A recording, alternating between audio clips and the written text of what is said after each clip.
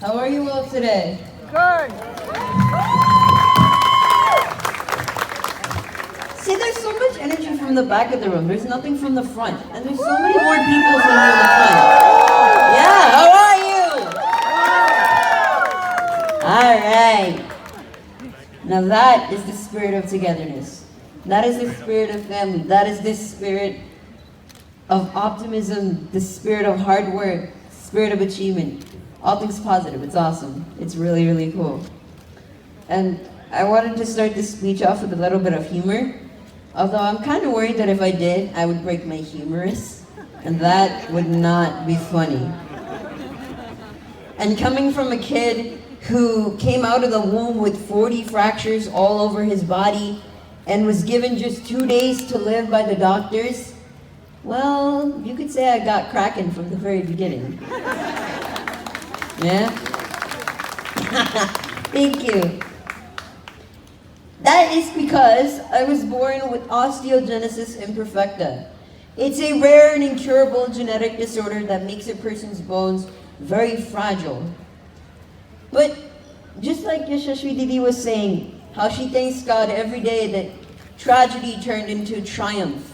You know, I thank God every day that I am disabled because I think that it has happened to me for a reason. So that's why I tell everyone I'm not disabled. Why am I not disabled?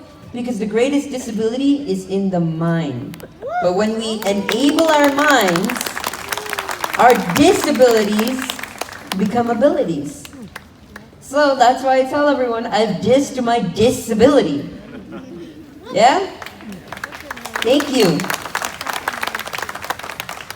So even after 130 fractures throughout my life, 8 rods, 22 screws, I turned 16 a few weeks ago. Even after all these years of life, there is one thing I can tell you. My purpose is bigger than my pain. And my ambition is stronger than my adversity. And I think that's the same thing Om would have said today if we could have shared the stage. What is my ambition? My ambition is, well, to sparsh, which means to touch everyone's hearts all over the world. That is my ambition. What is my purpose? It's to serve others by giving back to society through my music. I want to leave this world a much better place than I found it. Who wants to make this world a better place? Yeah? Because see, in this present day and age, we need more real inspiration than ever. Do you agree? Yeah. We need more real inspiration than ever. Why? We have evolved so much in technology, in infrastructure, in medicine, in every other field of life. We've evolved so much. But when it comes to humanity, we've unfortunately devolved. And I don't even need to explain this to you. Every day, we're losing the power of human touch, human emotion, human bond and togetherness to the shallow connection of social media. Exhibit A.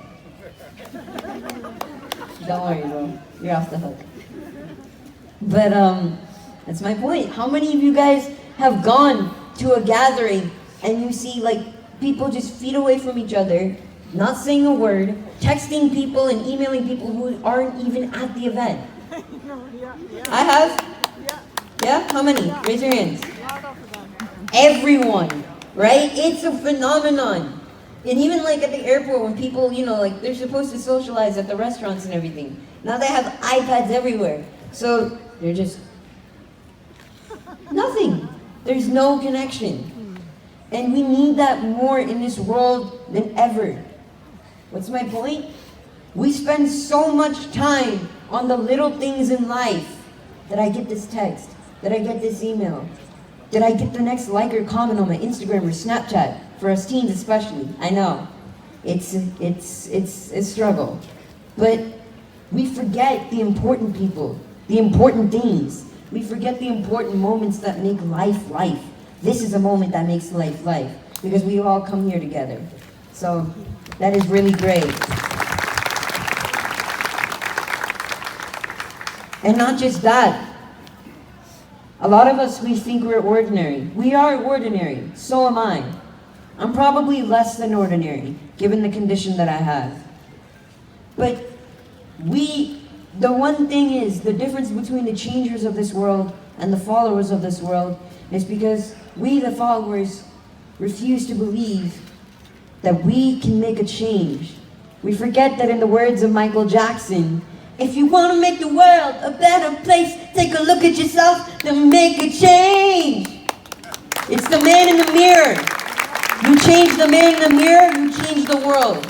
It starts with yourself. That's why I believe that we need to get involved in community service more than ever before.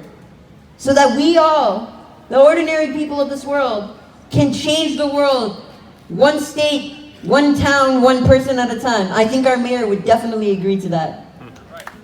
Yeah? I'm glad. And I think that if we want to do that, there are 3 things we need to keep in mind. Just 3 things. I'm not going to burden you with a whole 10-step how-to list. Don't worry. 3 things. 3 little lessons. The first one is to pay it forward. Muhammad Ali has this really great quote. I mean, Muhammad Ali has a lot of great quotes. Who am I kidding? And perhaps you might even see some of those quotes on your water bottles that you get. And I saw mine.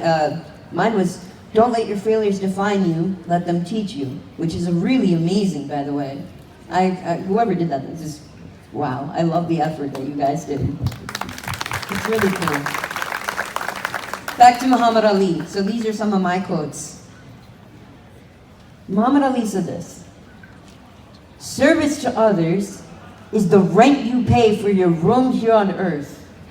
I'll say that again, because it's so profound. It didn't even sink into me the first time I heard it. Service to others is the rent you pay for your room here on earth. We're all special, guys. We're brought here. Thank you. We're all special. We've all been brought here for a reason. And if we want to leave a legacy and a mark on this earth, then we have to do our part by paying our rent in service to others. Guys, life is the most sacred gift God could have given us. It is the most sacred gift God could have given us. So we must do justice to that gift every day by giving back. Pablo Picasso, the amazing evergreen painter, also said this: the meaning of life is to find your purpose. The purpose of life is to give it away. But we can only pay it forward if we give our lives away in service. That is how you pay it forward. That leads right to my next step. Number 2, lose yourself. And no, I'm not talking about the Eminem song. This is something different. I'm talking about what Mahatma Gandhi ji said so many decades ago. The best way to find yourself is to lose yourself in the service of others. That is what I mean. So thank you. Now you see, we all have talents. We all have gifts, we all have passions. A lot of people say that just because they're not talented doesn't mean they're going to be good at something in life. They're going to stay average. A lot of us may not be talented, and a lot of the most successful people in their fields, are not talented. They've worked really, really hard to get to the point where they've been. I remember seeing an inspirational WhatsApp quote, and it was like, the next time you want to prepare for something or you don't want to practice, remember Beyonce trained 8 months to sing a 2-hour performance. 8 months. And I mean, me being a musician, I was like, but we all have gifts, we all have passions. We just have something we're good at, right? All we have to do is find that gift. Find what we love to do. If you've heard the Steve Jobs quote, the only way to do great work is to love what you do. You will never do great work if you don't love what you do. So find what you love to do, and then just work your butt off. Work your whole being off. And dedicate yourselves to perfecting that gift. so that you can serve others through that gift. For example, me, I'm a musician. I've been learning music since I was 6 years old, and that is my talent, my passion, my gift. But again, it took me 10 years of training to get onto this stage today. 10 years of training. And I still have to keep working and practicing every single day so that I can do justice to the gift that I was given. And because of that hard work and dedication, I've been able to perform over 130 times live. I've had videos that have in total have racked over 140 million views on social media. I've posted an album, thank you. I've posted an album of Eminem covers. And I've spoken at events from Deloitte to the NBA referee meet to the UN headquarters to Google to here. And I'm here speaking. Thank you. I'm so glad to be here though. No regrets. This is such an amazing event. But most importantly, no matter the event, no matter the performance, I make sure that I lose myself in the music. I lose myself in giving back to society in the service of others. And there's one last step. The first one was pay it forward, right? The second one was to lose yourself. The third one is one word, love. It is love. Because we all can do as much community service as we want. We can give as many hours as we want. We can donate as much money as we want. We can run as many miles as we want. We can create as many organizations as we want, as many events as we want. But there is no point in doing service without love. There is no point. I could be doing all this right now to fill up forms. You know, the community service forms and everything. A lot of us, we do community service not because we care, but just because we want to fill the forms. Because we want to look good. I say that then you're not really serving if you're not loving. That's why the joy of giving is far better than the joy of receiving. But if you don't give out of a pure heart, what joy have you even gained? You must give out of a pure heart to receive even more than what you have given. The late and great former president of India, Shri APJ Abdul Kalam ji once said this. It's really amazing. I am not handsome, but I can give my hand to someone who needs help. Because beauty is required in heart, not in the face. A very simple witticism, but it's so true.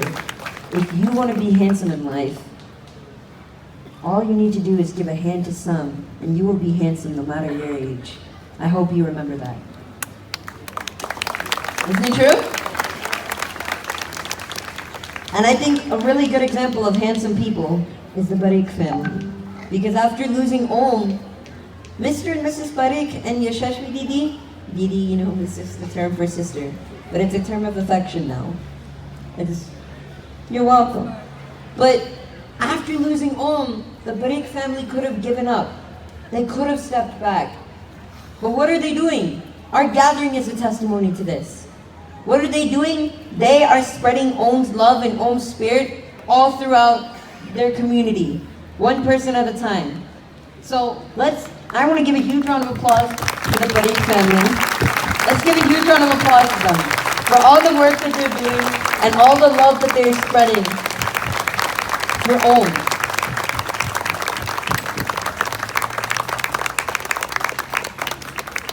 They're raising money for others who are also in the fight against cancer.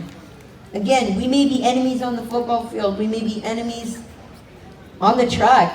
We're all probably some of us are competing to probably get first in line. We may be competitors on the racetrack, but we are one in the fight against cancer. And I believe we are one in the fight to make this world a better place. Because in a dark room, thank you, in a dark room, you need light to fill up the space, right? Darkness is not the opposite of light. Darkness is the absence of light. And there is too much darkness in this world, guys. We need light. So I challenge you all one thing. Go be that light. And don't just find time once. Make time more often to serve our communities whenever, wherever, and however possible. That is the only way we will leave this world a better place than they found it. Who's with me? Awesome. Thank you.